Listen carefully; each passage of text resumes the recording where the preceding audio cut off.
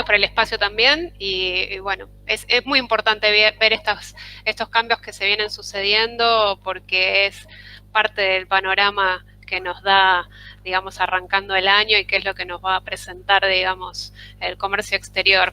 Después profundizaremos mucho en el, digamos, en el posgrado, pero está bueno tener, digamos, un panorama general de qué sucedió y cómo nos encontramos ahora. Y hay un montón de incertidumbre con toda esta nueva reglamentación bancaria, de comercio exterior, de pagos, de no pagos. Y bueno, hablaremos un poco y el que desee profundizar los esperamos después. Así que bueno, gracias Mariano y Dani, bueno, probablemente te vaya preguntando si se escucha bien o no y bueno, cualquier problema, digamos, consulta que hagan, que yo voy a dejar de ver el chat, digamos, no lo voy a ver, me hablan y seguimos. Bueno, la pantalla está bien, ¿no? ¿Se ve? Sí, se ve correctamente, sí. Muy bien, bueno, buenas tardes a todos de nuevo. Vamos a mirar un poquitito lo que es el DNU 70, por qué se generó. En principio, digamos, hubo muy poco tiempo del nuevo gobierno, del gobierno entrante, para aplicar políticas de alto impacto y esto si no se hacía por DNU no iba a ser posible. O sea, primero tenían que largar digamos, una compilación de muchas derogaciones, de derogación de gran cantidad de resoluciones, que lo que estaban haciendo era regir o regular en parte el comercio, pero de una forma por ahí un tanto desmedida, porque iba teniendo, digamos, en el transcurso de los años, recortes, modificaciones de las modificaciones. Bueno, según el gobierno de turno que hemos tenido en todo este tiempo, hizo que fuera necesario, digamos, replantearse cómo iba a ser el comercio. Estamos ahora ante un gobierno muy liberalista en lo que respecta, digamos, a la apertura comercial. Entonces era necesario que en un primer momento el impacto sea fuerte. Y después vendrá, digamos, todo el bagaje atrás de sectorial de todas las, digamos, las cámaras o los sectores o digamos a quien le afecte puntualmente un cambio de este DNU, que haya presentado por ahí alguna medida cautelar, ¿no? En contra de este DNU y el tratamiento siguiente, digamos, de la ley de bases y todo lo que se escucha que está muy en boga hoy en día, a ver si va a avanzar o no va a avanzar todas estas medidas regulatorias. Pero en principio están vigentes y son muy importantes para el comercio exterior porque después de casi 40 años es, digamos, el primer decreto que regula puntualmente sobre el código aduanero en mucha cantidad de artículos, digamos, y de temas puntuales referidos a restricciones del comercio. Así que bueno, es muy interesante verlo, fue muy interesante leerlo. En primer momento fue impactante, a mí me afecta también, a todos nos afecta, digamos, en el ejercicio comercial, pero ha afectado mucho, por ejemplo, a la figura del auxiliar de comercio, que es el despachante de aduana, no tanto así a la gente de transporte aduanero, pero el comercio internacional se vio afectado. Tengamos en cuenta que todo lo que pasó anteriormente, digamos, los años de restricción de importaciones y de restricción de pagos al exterior, han modificado mucho la cultura, digamos, de ejercicio del comercio y que erradicar, digamos, de alguna manera esos procedimientos que tienen muchas, digamos, muchos pilares necesarios de mantener en cierto orden para apuntar a la facilitación del comercio, no estaban engranando de la mejor manera. Erradicar eso, entonces, necesitó de una ley importante, perdón, de un decreto importante que después se plasmara en ley. Bueno, ¿qué pasa con este decreto? Consta de 16 títulos. Los 16 títulos no afectan al comercio internacional, afectan a grandes ramas, digamos, de la vida cotidiana de cada uno, desde el trabajo, la salud, el comercio, ¿sí? Y bueno, el sector energético y el sector industrial. Tiene 366 artículos. Vamos a ver específicamente qué es lo que, digamos, hace alusión en esos títulos, que son pocos, al comercio exterior, pero hay un título, que es el título 5, que va de lleno contra el Código Aduanero. Digo contra el Código Aduanero, pero no en detrimento del Código Aduanero, sino en modificatorio.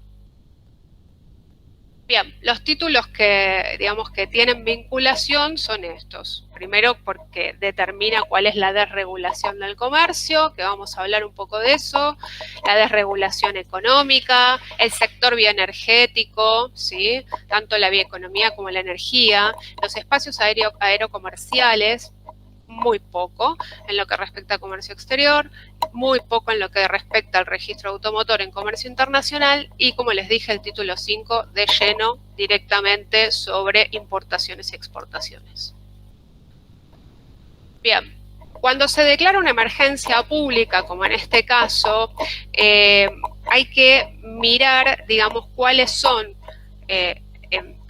más allá, digamos, de la regulación puntual sobre un tema, cuáles son los objetivos a lo que apunta, digamos, para preservar ya sea el sector industrial o, digamos, en este momento las reservas. O sea, lo más interesante es que Argentina no cuenta con las reservas suficientes para hacer frente a todos los pagos y deudas que posee al momento. Pero por otro lado, el pilar fundamental de este DNU es la desregulación económica, abriendo, digamos, un camino a que la comercialización se desentienda de prohibiciones y no tenga, digamos, un marco que le rija sobre quién puede importar, quién puede exportar, cómo puede importar o cómo no puede exportar. La libertad económica apunta a eso. Va a costar, pero en principio estamos, digamos, esto nos da la base, ¿sí? Y después se irá regulando en función a cada, digamos, organismo interviniente. Natalia, solamente saludarlos, porque ahora tengo una entrevista con Canal E en vivo, así que bueno, lo voy a tener que dejar. Sepan que ante cualquier duda o consulta o lo que fuera relativo a los temas del posgrado, está Daniela Palazzo, que es parte del equipo de posgrado, que podrá ayudarlos sobre la información. Bien, muchas gracias. Mucha suerte. Chao, hasta luego. Bueno, continuamos. Entonces, en el título 1 plantea qué es la desregulación, ¿sí? O sea, quitar todas estas restricciones que tiene el comercio. No sé si recuerdan que fue una frase muy famosa en diciembre que él dijo, o sea, me refiero al presidente, ¿no? Dijo, está prohibido prohibir. Y en esto, que es una frase, digamos, con mucho impacto, digamos, literal, digamos, plasma o resume la idea que tiene mediante este DNU. Bueno, y otra de los pilares que yo les decía importantes dentro de este DNU es apuntar a alinearse a los organismos internacionales, o sea, volver a ser, digamos, protagonista como miembro de otras organizaciones que nuclean muchos países y que estábamos un poco alejados por este exceso de proteccionismo por ahí que se podía llegar a ver en el comercio exterior. Nosotros tenemos digamos, un acuerdo regional, principalmente que es el Mercosur, que hay que respetar, y también formamos parte de otros organismos internacionales como la Organización Mundial del Comercio y la OCDE, ¿sí? Bien, en el título 2 habla solamente de comercio exterior. O sea, el título 2 tiene tres capítulos. Y hay dos capítulos que están un poco alineados con el comercio exterior, pero no directamente con las operaciones de comercio exterior. El capítulo 2, que es el que no voy a nombrar, es un capítulo que tiene que ver con las tarjetas de crédito, los impuestos y las comisiones que cobran las tarjetas. Pero en el capítulo 1 habla del Banco de la Nación Argentina, que lo que hace, digamos, es derogar un artículo que estaba en otra ley que decía que el Banco Nación tenía que ser, digamos, el receptor de los depósitos, de los cambios de los títulos de todas las empresas que tuviesen conexión con el exterior. Entonces, al derogar este artículo, se abre la posibilidad de que no sea exclusivamente el Banco de la Nación Argentina, ¿no? Y el otro capítulo interesante habla de depósitos y warrants. Un certificado de depósito probablemente... Esto no se da normalmente en comercio exterior como digamos, una posibilidad de negociación. Está más ligado, digamos, a la parte legal, pero está la posibilidad de otorgar certificados y garantías sobre bienes mobiliarios que uno posee. Y esto se utiliza más en el sector agropecuario. Entonces, ¿qué regula esto? Deroga algunos artículos con respecto a los certificados y deja que sean negociados, digamos, como forma de pago internacional esos certificados sobre bienes movibles. No hace otro hincapié a otra resolución y a otra norma anexa, solamente deroga esos artículos de la ley puntual. Después tenemos 3 títulos que tienen muy poquito, como les dije, tienen muy poca influencia con respecto al comercio. Tenemos el Tratado de Bioeconomía. Hay un instituto, que es el Instituto de la Yerba Mate. La yerba mate, nosotros somos grandes productores de yerba mate y exportadores de yerba mate, que se importa muchísimo, principal mercado de Israel. No sé si en las estadísticas, digamos, actuales... digamos, van a superar, o sea, este año, si van a superar las 30.000 toneladas, digamos, o no, pero es un gran número, o sea, somos grandes productores de yerba mate. Y lo que reguló, digamos, es mantener dentro de las funciones de este Instituto Nacional de Yerba Mate, porque varios institutos han sido derogados, que se le dé la promoción necesaria para que la yerba mate siga siendo, digamos, uno de los bienes de producción principal, junto, digamos, con el fomento que le da la participación a la cultura argentina, que le da al exterior. En cuanto, resumiendo, lo único que hace es ratificar, o sea, no deroga ningún artículo, sino que ratifica, digamos, este inciso de la ley del Instituto Nacional de Yerba Mate.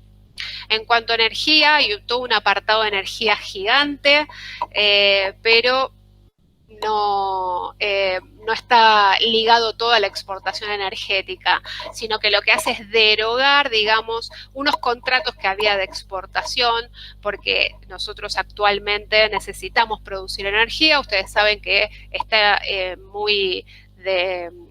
se puso de moda el tema vaca muerta, pero es realmente necesario que Argentina empiece a producir su propia energía y deje de importarla. Entonces, con esta derogación, lo que se hace es liberar el tipo de cambio que estaba fijado y que no tenía, digamos, adecuación. Les estoy hablando del año 2002, o sea, pasaron muchísimos años y todavía estaba el cambio del valor energético de $1 a $1. No sé si pueden creerlo esto. Yo cuando lo leía decía, ¿cómo puede ser, digamos, que haya leyes tan viejas y tan, digamos, obsoletas? Pero bueno, bienvenidos sean los cambios y el ayornamiento legal. Y el título 9, en lo que es la función aerocomercial, desregula la aviación comercial. Esto habrán escuchado bastante porque en otra época, en una época cercana al 2019, también hubo una desregulación del formato, digamos, de lo que era la aviación en cuanto a la carga y en cuanto a los pasajeros, y se permitió, digamos, la entrada de los low cost, que acá no había, digamos, en Argentina, y entraron. Bueno, ahora la desregulación es plena, con lo cual se espera que haya una competencia mayor con esto. Bueno, y en cuanto al registro del automotor, cuando uno inscribe, o sea, si uno importa automotores, debe inscribirlos acá en la Dirección Nacional de Registro del Automotor. Había una pequeña diferencia que marca ahora en la modificación, que antes decía, digamos, que se quita la palabra importado, porque antes decía que las inscripciones de dominios automotores que se armaban fuera de la fábrica o en su planta de montaje o que hubieran sido importados, debería justificarse fehacientemente el origen de cada pieza con la cual se hace el montaje y se producen los automotores.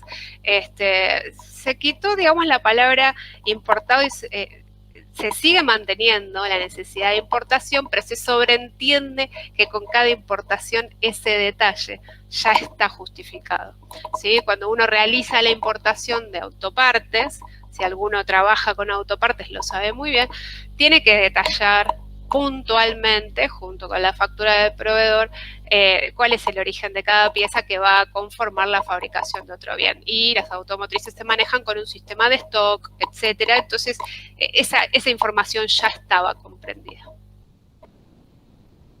Bueno, ahora sí. Cuando desreguló con ganas. Entonces, en el título 5 trata puntualmente la ley 22.415, que es la ley que da origen al Código Aduanero argentino. En este título, antes de hablar del Código Aduanero, primero deroga una ley, que es la 25.626, que era la que prohibía ingresar llantas y neumáticos utilizados, o sea, usados o recauchutados, al país. Derogándola, lo permite. Si bien tiene algunos otros tipos, esta mercadería de prohibición que hay que levantar, eso significa que está regido por otras normas que no tienen que ver, digamos, por esta propia ley, pero que tienen que ver con certificaciones externas o de organismos externos, derogó, digamos, la prohibición. Va a poder importarse este tipo de mercadería siempre y cuando se cumpla, digamos, con las certificaciones externas. Y después sí, le da de lleno y se mete en el Código Aduanero y empieza a derogar y a sustituir y a reglamentar. Entonces, hay cambios que son de forma y cambios que son ya de fondo. Vamos a hablar un poco, a ver cuál fue el primer impacto, y les tengo que decir que acá vemos puntualmente las cosas, pero esto tiene un análisis en profundidad, y en el posgrado se ve absolutamente todo, o sea, las figuras del comercio, cómo interactúan, todo. Así que bueno, vamos a ver un poco cómo es el tema de la desregulación de los agentes. Hay un título en la ley 22.415 que afecta al despachante de aduana directamente y a los auxiliares del comercio. Entonces, ¿qué hace? ¿Qué pasa? ¿Desaparece? Muchos me preguntaban, ¿vas a dejar de trabajar como despachante de aduana? No. Lo que hace el DNU es modificar que la obligatoriedad de poder hacer una declaración aduanera sea efectuada por un auxiliar del comercio que se llama despachante de aduana. Entonces, es probable que el despachante siga trabajando y siga haciendo sus declaraciones y siga siendo necesario, porque la importancia del despachante de aduana es su idoneidad, o sea, lo que ha estudiado para poder hacer ese despacho. Lo mismo ocurre con un contador. Si uno quisiera presentar una declaración jurada, ¿lo podría hacer uno mismo? Sí, lo podría hacer. ¿Se metería a estudiar normas contables si uno es vendedor o uno se encarga del comercio internacional o uno, digamos, que la especialización se da la idoneidad? Entonces, yo como profesional contrataría a alguien más capacitado que yo para hacer lo que yo realmente no sé y probablemente no me interese.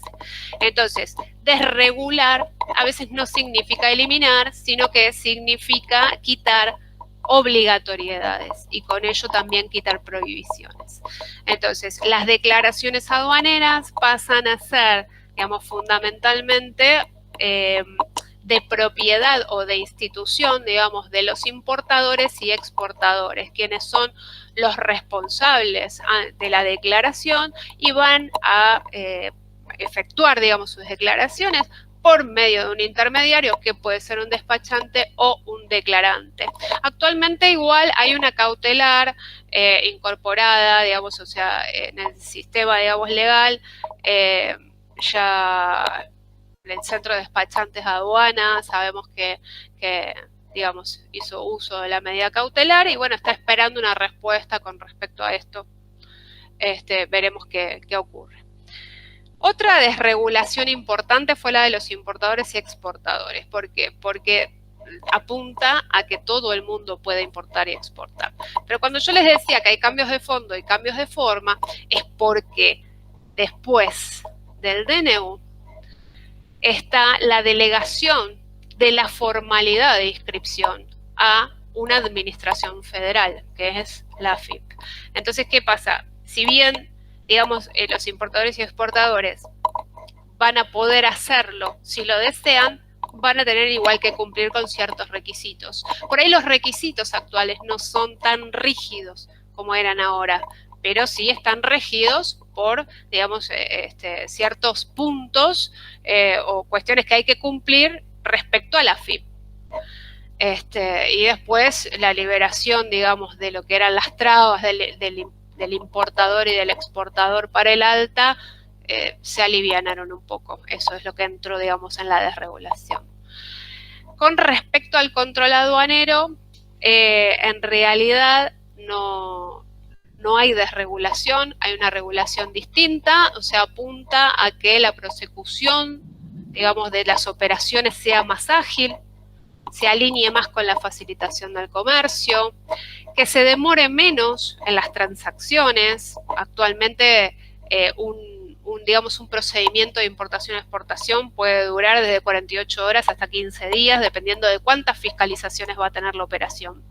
Entonces, para las cuestiones que realmente no son tan necesarias, bueno, agilizar los trámites, que Argentina se alinee con los organismos internacionales y con la facilitación del comercio y utilice, digamos, los recursos y las herramientas que se ponen a disposición de todos los organismos intervinientes para que esto suceda.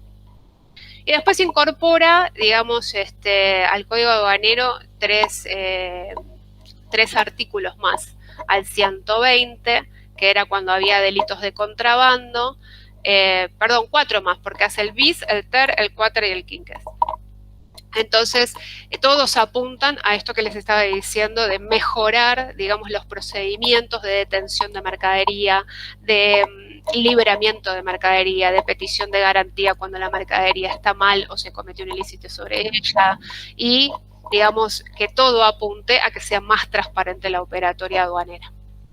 Esto en principio, o sea, desreguló con respecto a los auxiliares y a los agentes de aduana. Luego creó dos instrumentos que, si bien existían, lo que hizo fue fomentar que se facilitaran dos consultas que en aduana eran prácticamente imposibles. Entonces, ¿el doctor Coronel está? ¿Dani? Sí, hasta hace un momento estaba acá en línea. Porque él es experto en esto y si quería participar le habilitábamos el micrófono.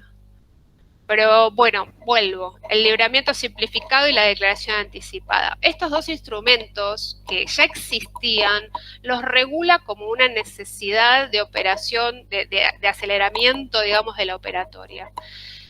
¿Qué pasa con el libramiento? Si nosotros tuviésemos alguna denuncia por alguna importación o exportación, cualquiera sea la operación, el camino para el libramiento de la mercadería bajo, digamos, denuncia aduanera puntual era, digamos, un poco más complejo y lo que establece, digamos, es un lineamiento, una serie de pasos de cómo se efectúa ahora la denuncia para que cuando no exista una prohibición que no fuese económica, digamos, siga el curso de una forma mucho más rápida, ¿no? Porque había retención de mercadería y no había libre disposición de la mercadería, aun cuando la mercadería no tenía prohibiciones no económicas. Y por otro lado, establece que la mercadería se puede, digamos, declarar con mucha anticipación a lo que es el arribo. Digo mucho, son 5 días, dice el Código Aduanero, pero para nosotros es muchísimo tiempo. 5 días representa, digamos, una gran anticipación de datos presentados a la aduana. El estado ideal de cosas sería que uno pudiese efectuar todo el tiempo declaraciones anticipadas, pero la operación, o sea, las necesidades de la operación en sí a veces hacen que esto no sea práctico o sea impracticable, pero surge, digamos, esto desde el momento en que no existe la confianza suficiente entre comprador y vendedor.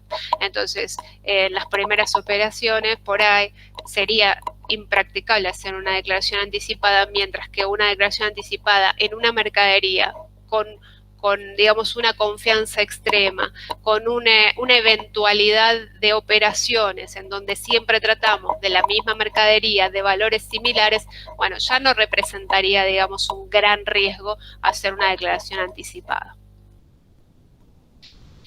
Bueno, y para terminar, digamos, de desregular esto que yo les decía, está prohibido prohibir, ¿qué hizo? Sacó todas las prohibiciones económicas.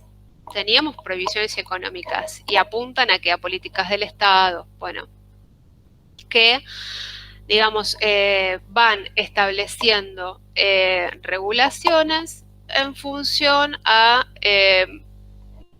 generar un mayor proteccionismo, digamos, respecto a las mercaderías, y lo tuvimos y lo vivimos con el sistema de importación, ¿sí? Que declarábamos en la CIRA. Les voy a contar desde la experiencia que la CIRA, que pasó ahora a llamarse CEDI, que es un sistema estadístico, fue la gran desregulación, porque nosotros realmente cargábamos una CIRA y rezábamos para que saliera aprobada. Si no era insumo primario, estamos hablando que no fuese un insumo de extrema necesidad, como de salud o farmacéutico, ¿sí? De esas industrias, el resto de los mortales caíamos en una suerte de esperar a ver qué iba a ocurrir con esa CIRA cargada. Estuviese o no estuviese alcanzada por licencia no automática, y se regulaba desde la licencia no automática como que la mercadería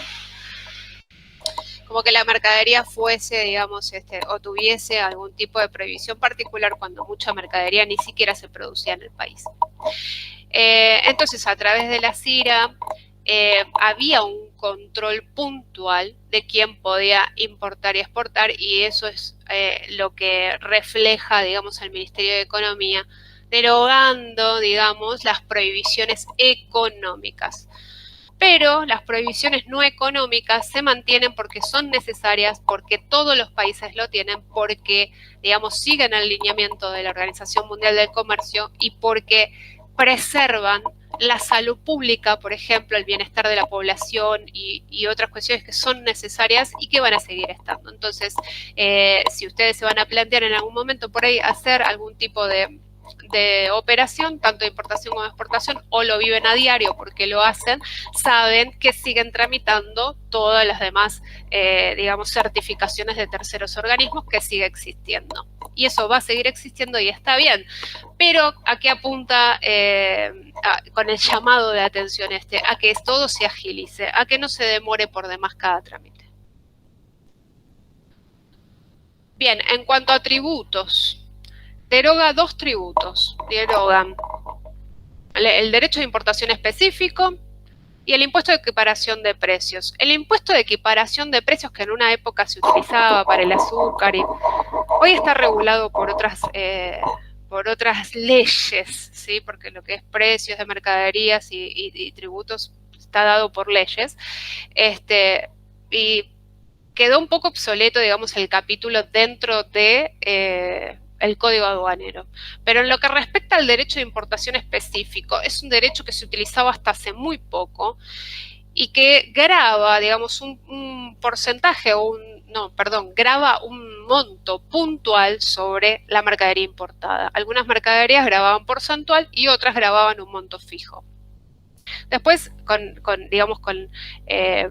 la aceptación y el cambio y las enmiendas sucesivas del arancel externo común dentro del mercado común del sur, con la adaptación de la legislación nueva se estila que todo sea derecho ad valorem o derecho porcentual sobre la mercadería, así que la derogación, digamos, viene a sacar algo que prácticamente se puso obsoleto. Bueno, estas resoluciones que se dictaron desde AFIP posteriores al DNU fueron regulando todo esto que yo les iba contando que se sacó, digamos, para dejar de restringir tanto al comercio exterior. La primera resolución fue la del Ministerio de Economía, la 1, que lo que eliminó fueron las licencias no automáticas que caían sobre la CIRA. No es que esa resolución, digamos, sacó la CIRA, sino que la CIRA fue reemplazada en la 5466, la que viene después. Pero ¿qué hace el Ministerio de Economía? El Ministerio de Economía no rige, digamos, sobre la actuación, o sea, la carga de una CIRA o una CEDI, sino que rige sobre la restricción que pueda tener esa CIRA. Entonces, quita directamente la licencia no automática, dejando a toda la mercadería bajo licencia automática, pero con intervención de terceros organismos en determinadas mercaderías que lo necesitan. Bien, entonces, ¿qué pasa hoy? Pasamos de repente de una incertidumbre de aprobación a una aprobación de un formulario que decía lo que iba a importar en el plazo de 48 horas. Miren, se agilizó. Vamos a ver todo esto después si se sigue manteniendo, pero actualmente es lo que nos rige.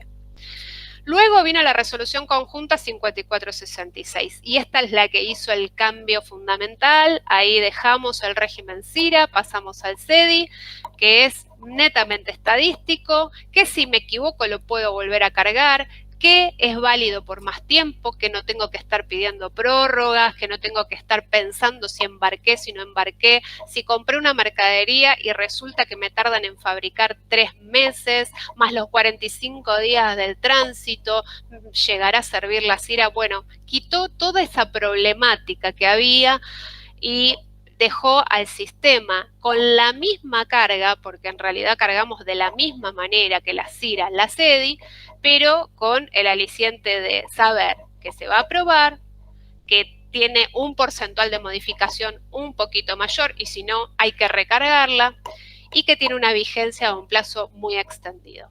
En esa misma resolución tenemos el padrón de deuda comercial, hoy en boga, porque hoy es lo que está hablando todo el país. ¿Qué pasó con el padrón de deuda y la deuda, digamos, de los importadores al exterior? ¿Y por qué se restringieron los pagos? ¿Y por qué con esto de que no hay dólares estamos liberando de a poco los pagos para poder empezar a volver a comerciar en el mundo? Bueno, esta resolución entonces lo que hizo fue empadronar a todos, automáticamente todos quedaban bajo el régimen de padrón de deuda comercial y todos iban a tener que declarar sus deudas con el exterior primero tenía un plazo y después se extendió hasta el 24 de enero. Y el 24 de enero hicieron la gráfica de la deuda general y ahí pudieron observar cuál era la deuda real. La deuda de los microimportadores, la deuda de las MIPYME, que no son micro, que son medianas, y de los grandes contribuyentes. ¿Y cuánto influía en esa deuda? El comercio internacional en general, o sea, si liberábamos, digamos, y si se podía pagar parte de esa deuda y representaba el 70% de las operaciones o representaba más de 10.000 empresas, las iban a liberar, porque la realidad es que si no, iba a haber una recesión peor que la que hay hoy y se iba a disparar la inflación muchísimo más. ¿Por qué? Porque iba a generar, digamos, una escasez de insumos peor que la que hay ahora, ¿sí? Y como les digo, no iba a haber precios para los productos. Bien, otra resolución fue la 5472 que creó el perfil de importador-exportador y perfil de despachante de aduana o declarante. Entonces le digo, la cuestión no fue de fondo, la cuestión fue de forma. Los actores siguen existiendo y quitaron algunas restricciones y si profundizamos demasiado en la ley 22415, modificó todo el sistema sancionatorio de altas y de inscripciones.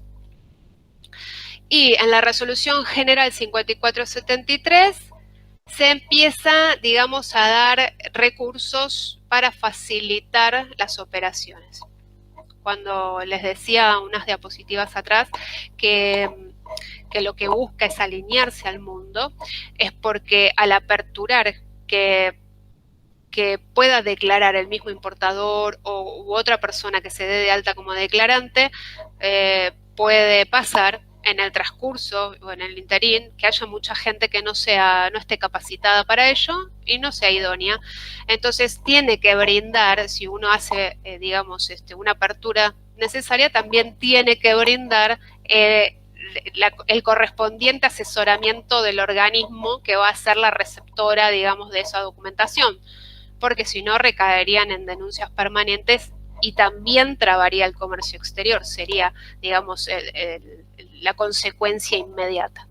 Entonces, con la resolución 5473 lo que hacen es emitir, digamos, una serie de pasos, una guía, para pedirle a la aduana que nos ayude con la clasificación de un producto y pone los límites en tiempo de respuesta. Puede ser que la aduana pueda responder en 30 días, puede ser que la aduana demore más, y si nosotros tenemos la urgencia de declarar, las sanciones, digamos, recaerán sobre nosotros porque es nuestra exclusiva responsabilidad. Lo mismo hizo, digamos, con el procedimiento de despacho a plaza que antes le comentaba en la resolución 5474. Va a haber una más, que es la 5476, que no, hay varias más, pero la 5476 fue muy esperada porque era una suspensión que tenían las MIPYME para poder declarar en las operaciones de importación un beneficio de percepción de IVA. Las importaciones graban dos tipos de IVA: IVA general por la compra e IVA percepción o IVA presunción de ventas, ¿sí? Yo pago un segundo IVA porque esa mercadería la voy a revender, y había muchas empresas que tenían tanto IVA a favor que lo que hacían era pedir exclusiones de percepción de ese IVA, y entonces lo que podían hacer es no pagarlo hasta tanto, digamos, se acomodaran su cuenta corriente de IVA.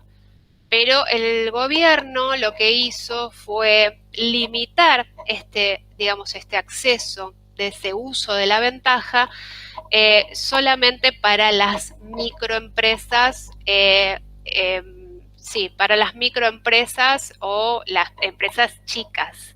Todo lo que era mediana y gran empresa no puede utilizar este tipo de ventajas teniendo que abonar ese IVA doble. Y otro recurso que especificó paso a paso es si yo tengo alguna duda, o el declarante tiene alguna duda, o el importador tiene alguna duda de cómo se valora una mercadería en aduana. Valora de valor, o sea, cómo podemos declarar que la mercadería se compró a X precio y está afectada por una cierta cantidad de servicios o de descuentos o de intereses, de financiamiento, etcétera. Entonces, hay una normativa internacional. Quienes están en comercio internacional saben muy bien que nos regimos por un acuerdo, el acuerdo de valoración del GATT previo a la OMC, y todo el resto de los mortales probablemente lo desconozcan, entonces no sepan cómo realizar una valoración en aduana. Eso se estudia, se trabaja, se ejercita. Y entonces también hay una serie de pasos a través de esta resolución que la aduana permite, o sea, indica cómo se realizan esos pasos para consultarle a la aduana cómo valorar una mercadería. Bueno, de esto saltamos, digamos, a digamos, la vedette hoy en día del comercio internacional, que son las declaraciones juradas y los pagos al exterior, y los BOPREAL, y todo lo que hoy, digamos, está tan en boga. Y la declaración jurada de deuda de importadores que les dije que había vencido el 24 de enero, no tiene previsto por el Banco Central al momento que pueda aperturarse nuevamente, digamos, un plazo para la declaración. Esto quiere decir que quien no declaró hasta acá, hasta el momento que se lo permitía, la deuda que poseía con el exterior, no va a gozar de los instrumentos que emite el Banco Central para poder hacer frente a esos pagos, que no son pagos directos. Vamos a ver en qué caso es pago directo, pero el resto no son pagos directos porque emitió 3 instrumentos en forma de bonos porque plata no había. Entonces, nos anoticiamos todos los auxiliares del comercio y todos los operadores de que había que declarar, digamos, esta deuda y que teníamos un plazo para hacerlo. Entonces se ha cargado deuda de servicios, deuda por importaciones, y deudas viejas de mercaderías que por ahí se había, digamos, enviado el dinero y se habían cancelado, pero que estaban, digamos, en los registros bancarios y del Banco Central como incumplidas. Bueno, y acá entra en juego el Banco Central. Y el Banco Central dice, existen 2 deudas, la deuda de flujo y la deuda de stock. Y la deuda de stock es toda la deuda vieja que les pedimos a todos los importadores que declaren en la declaración jurada, ¿sí?, que nombramos antes. Y toda esa deuda vieja, vamos a ver qué tratamiento le demos una vez que sepamos cuál es realmente. Pero con toda la deuda nueva, porque ellos asumen el gobierno y las operaciones se siguen sucediendo, tenían que tomar definiciones con respecto a las nuevas importaciones que se iban a dar. Entonces, a partir, o sea, si el DNU se dio en el 13 de diciembre, a partir del 14 de diciembre iba a haber una bisagra, ¿sí?, una forma distinta, digamos, de ver las operaciones. Ya no iban a ser tratadas como operaciones pendientes de pago, sino que son operaciones futuras que van a desprender pagos. Entonces, ¿qué pasó? El Banco Central emite varias comunicaciones al respecto, pero básicamente, tampoco para no cansarlos de tanta teoría, el Banco Central hizo lo siguiente y dijo que toda la deuda nueva que se vaya generando a partir del 14 de diciembre mediante un despacho de importación y mediante facturas de servicio, que también le da su apartado y su cuidado del servicio y lo vuelve a incorporar en el sistema de pagos, dice que se va a pagar 100% definitivo, pero en 4 cuotas. Y entonces se establece cómo van a ser esas cuotas. Hace una diferenciación. Las cuotas son de a 25% en un pago. Y en una reunión en la que tuve la suerte de participar en la CEPIME junto con el representante del Banco Central, comentaron que esto se cumple a rajatabla, porque tienen que poder generar la confianza necesaria con los proveedores, así se les deba 2 millones de dólares de deuda. Si uno le va a decir al proveedor que le va a pagar en la próxima importación a los 30 días el primer 25%, eso se tiene que poder cumplir. Entonces, hoy en día ya se han colocado, digamos, todos los primeros 25% de pago de todas las operaciones que se han presentado, de importaciones que se hicieron después del 14 de diciembre. Y también permitieron que con ese primer pago se le cubra al exportador también el monto que represente flete y seguro si las condiciones de pago superaban, digamos, el Incoterm CIF, que se le iba a garantizar que en el primer pago se le pudiera pagar también al proveedor esto. Fue muy importante y se cumplió. Luego vino la comunicación 7918. y, como les dije, lanzaron 3 instrumentos, porque una cosa es hablar de la deuda nueva y otra cosa es hablar de la deuda stock. Entonces, cuando apenas se lanzó, digamos, el gobierno, enseguida emitieron, digamos, el BOPREAL, que es este bono que se llama para la reconstrucción de la Argentina libre, y las 3 series intentan ser, porque todavía falta el lanzamiento de la serie 3, intentan ser llamativas y que los importadores tengan la necesidad de adquirirlos, porque si no, digamos que nadie haría uso de un bono que emite el gobierno, que no se sabe si va a pagar o no va a pagar. Las 3 series de los BOPREALes tienen particularidades. La serie 1, que se adjudicó en su 100%, porque de repente cuando terminaron de hacer, digamos, el recuento de la deuda stock, se dieron cuenta que las grandes empresas tenían un gran porcentual, entonces les solicitaron que salieran, digamos, a cubrir parte de la compra de los BOPREALes, y eso ocurrió.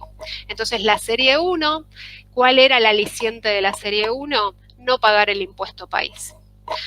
Y entonces suscribieron muchos que no querían pagar el impuesto país y compraron BOPREALes, adquirieron BOPREALes. Esos BOPREALes, digamos, tienen que luego liquidarse en el mercado para poder hacer la transferencia, digamos, al exterior. En cuanto a la serie 2, porque me parece que la diapositiva esta me vino antes, voy a volver a la de atrás. En cuanto a la serie 2, es la que se ofreció como alternativa a las MIPYME que tenían deuda mayor con el exterior, aún siendo MIPYME, de más de $500.000. ¿Sí? No me quería saltear esto porque es muy importante, porque la serie 2 se va a terminar en estos días. Ya se está licitando, digamos, los últimos millones se están licitando ahora, en este momento. Bien, y luego sacaron la comunicación 7952, importantísima, porque una vez que conocieron toda la deuda stock, se dieron cuenta que las MIPYME, que son el motor prácticamente de Argentina, que eran más de 10.000 empresas, habían superado lo que ellos esperaban, movían gran cantidad de operaciones y son las que mayor empleo fiel dan, y es necesario cuidarlas. Entonces había que trazar la diferencia, o sea, había que trazar una línea para poder definir qué iban a hacer con la mayor cantidad, o sea, beneficiamos a unos pocos con mucha plata o beneficiamos a muchos con poca plata. Entonces decidieron que todas las MIPYME hicieron el corte en $500.000 y que todas las MIPYME que debían hasta $500.000 pudieran acceder directamente al mercado libre de cambios para comenzar una serie, digamos, de pagos en 3 veces de esta deuda de $500.000 al exterior. Y ustedes me van a decir, ¿y las MIPYME que deben $501.000, qué hacen? Cayeron en el BOPREAL y no pueden hacer las transferencias, y podría resultar injusto, pero el Banco Central contestó que en algún momento el corte se tiene que hacer y que realmente no buscaron mejor forma de beneficiar a la mayor cantidad de empresas. Entonces, por eso se realizó en los 500.000. Y de esos 500.000, el 14 de febrero, porque la ley establecía el 10 de febrero el primer inicio de pago de deuda, pero vinieron todos los feriados, entonces el 14 de febrero ya las empresas pudieron empezar, digamos, a presentar sus declaraciones juradas y sus deudas para poder acceder al primer pago, que es de $50.000 al exterior. No es un dato menor. De no pagar nada a pagar $50.000 al exterior, tengan en cuenta que hay mucha MIPYME que importa en poca cantidad y que esos 50.000 representan una gran parte de su deuda. Después, el segundo pago se iba a realizar a los 30 días en un monto de 150.000, o sea que para, digamos, marzo ya van a poder pagar 150.000 y el saldo para abril. Esto fue un gran alivio para las MIPYME, ¿sí? Un gran alivio, porque destinaron, digamos, de toda esa cantidad que les dio más de 46.000 millones de dólares de deuda, 2.000 millones de deuda eran de micropymes, nada.